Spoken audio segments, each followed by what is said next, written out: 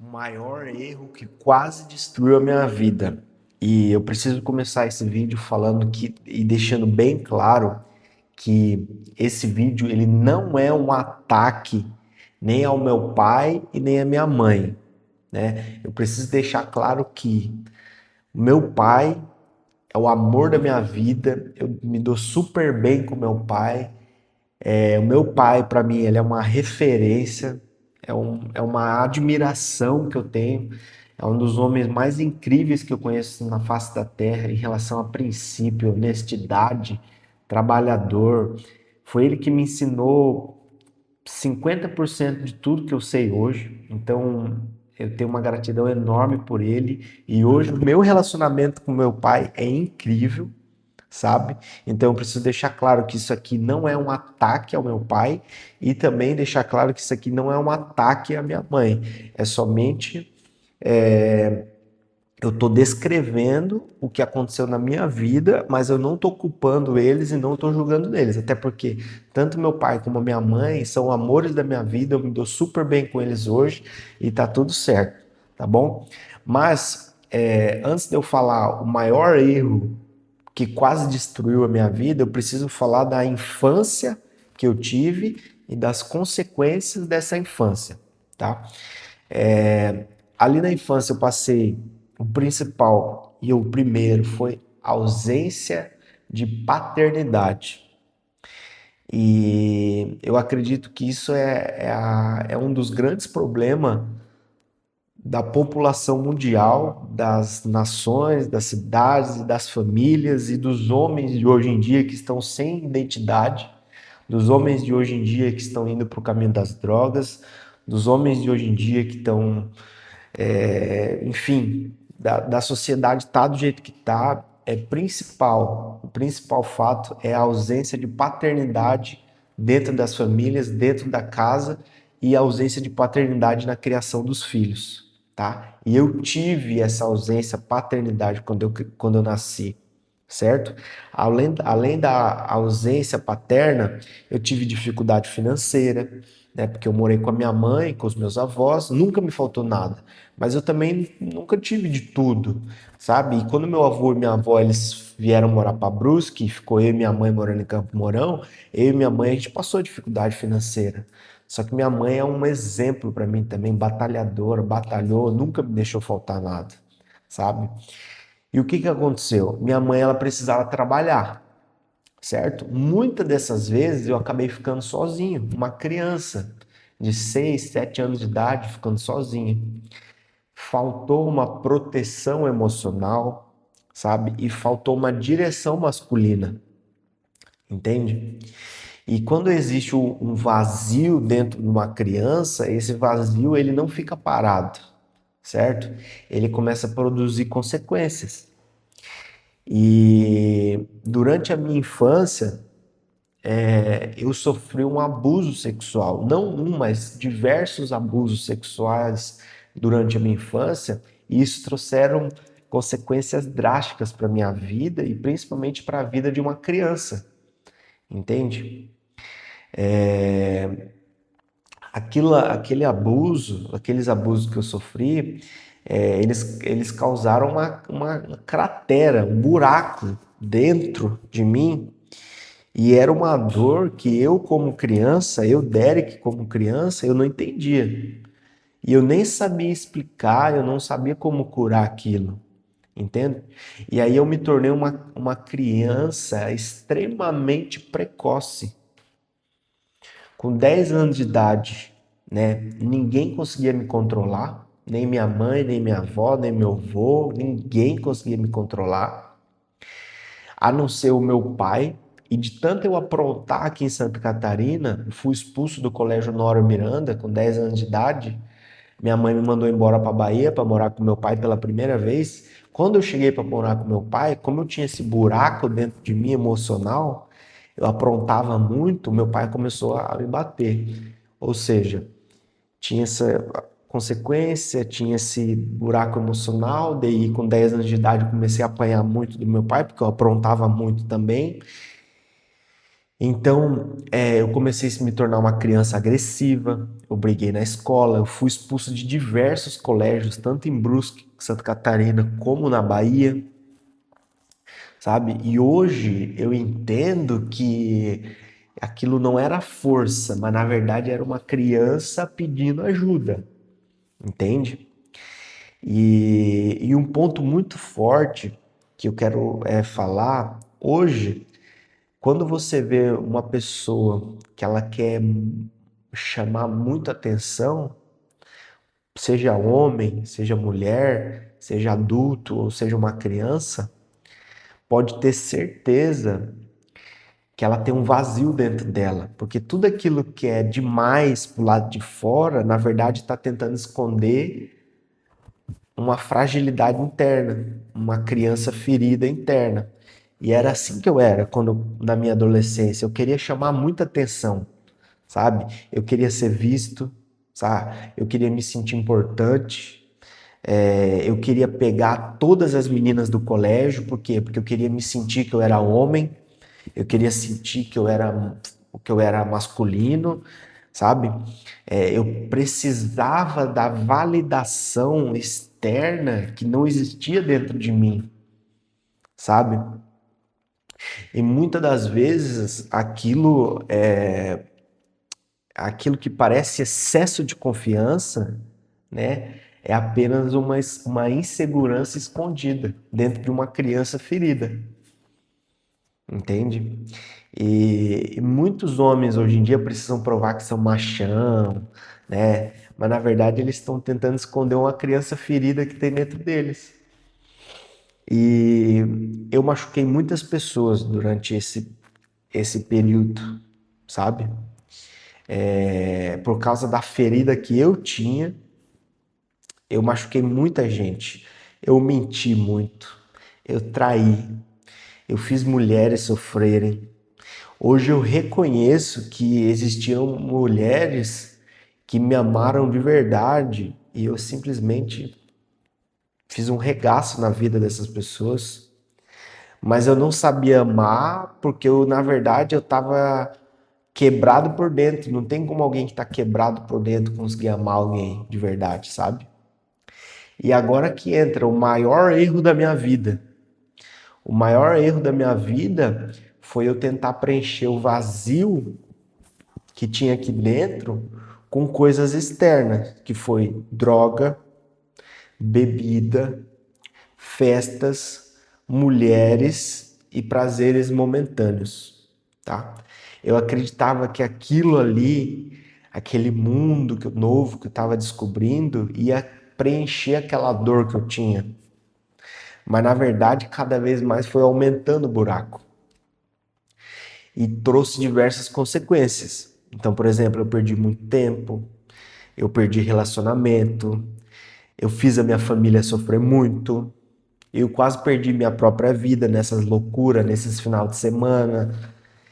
E hoje eu não tenho dúvida que esse foi o maior erro que eu cometi na minha vida, sabe?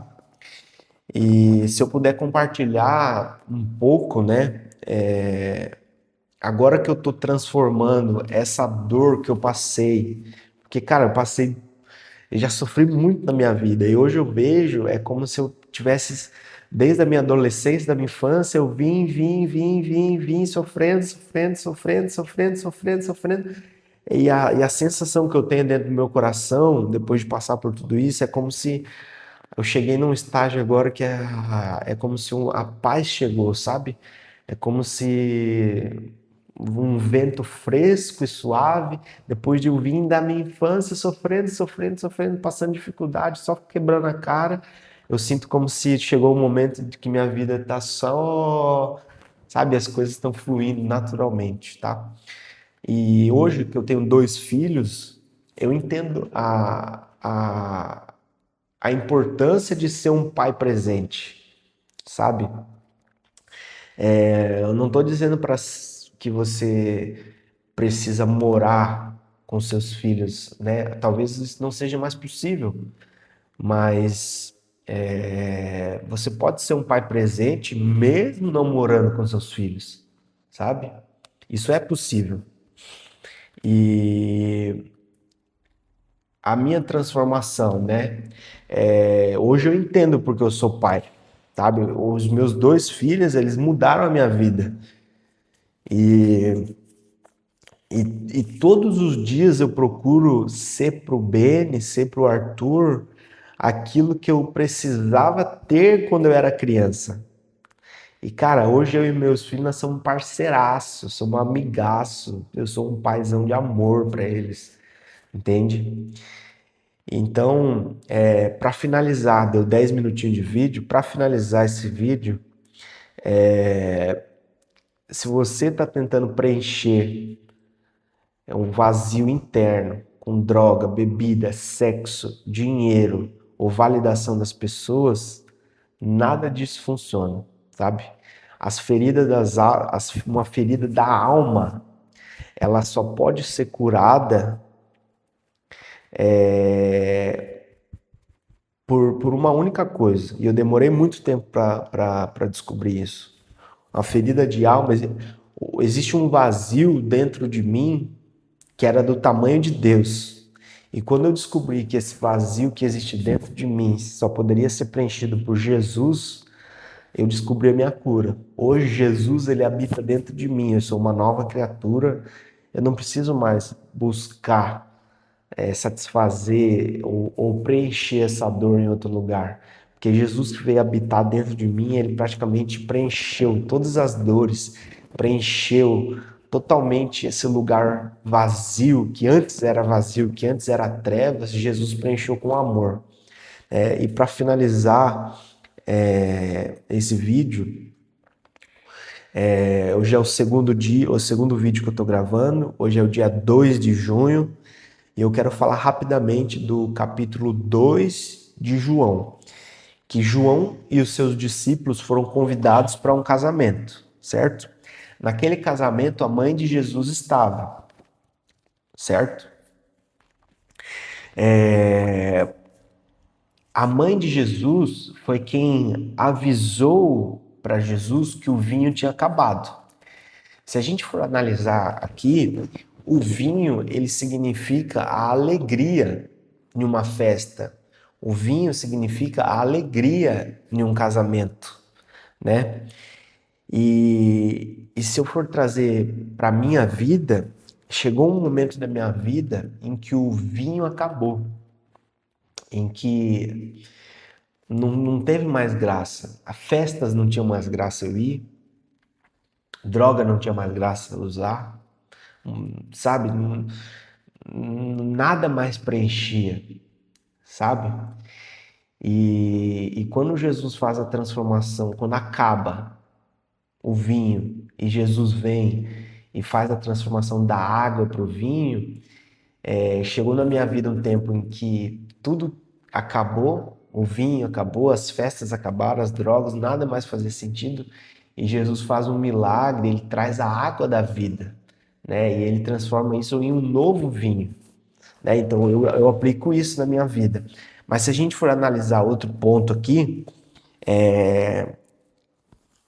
a mãe de Jesus foi quem disse para ele que o vinho da festa tinha acabado.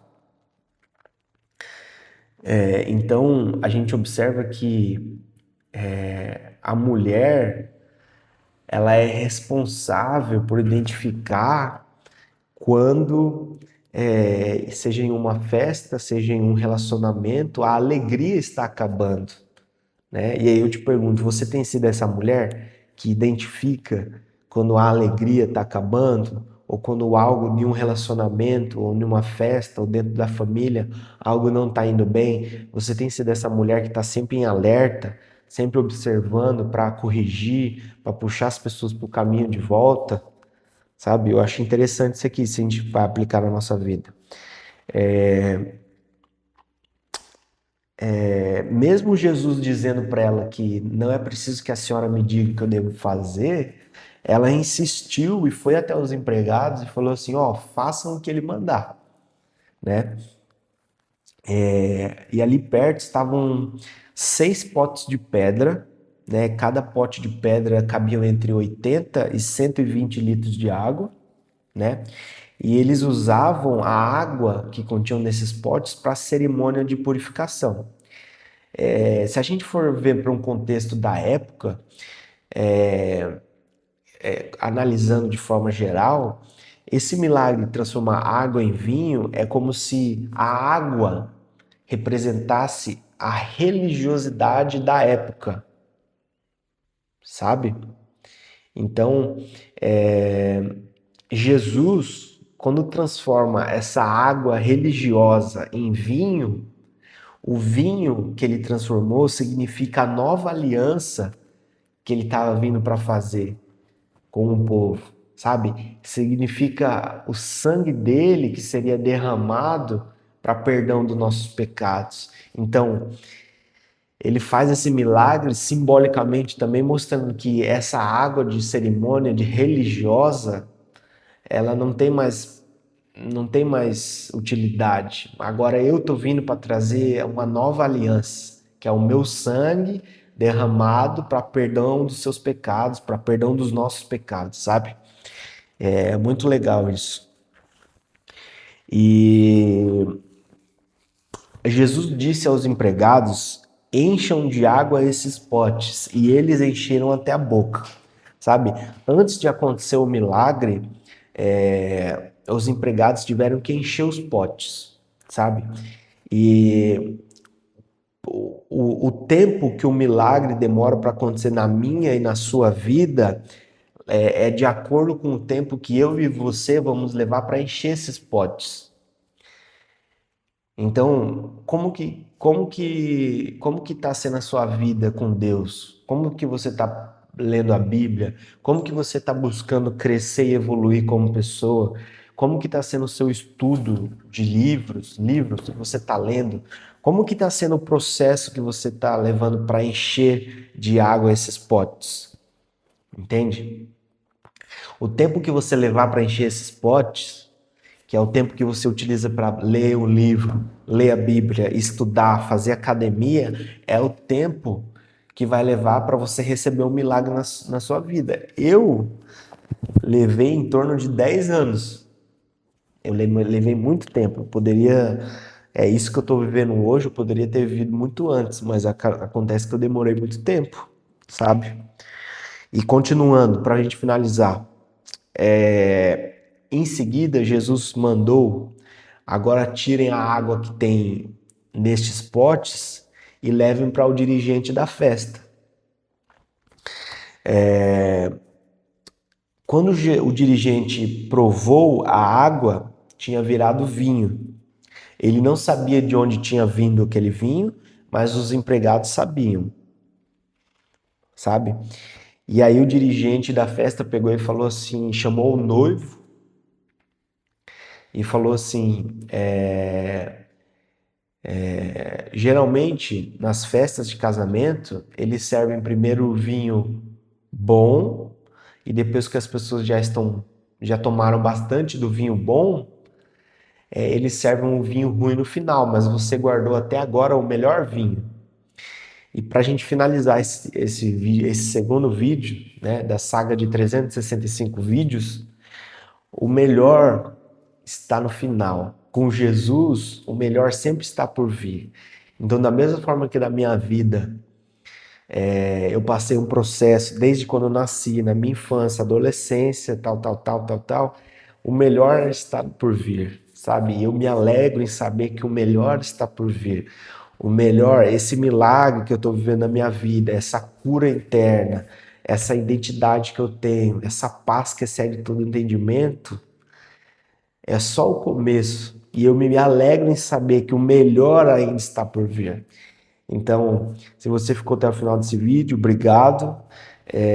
Eu ainda estou aprendendo a gravar vídeo, mas na verdade eu estou obedecendo a um chamado que está dentro do meu coração. Estou fazendo isso aqui com muita humildade e com muito amor também. Então, obrigado pela atenção de todos. Se você gostou do vídeo, deixa um like e se inscreva no canal.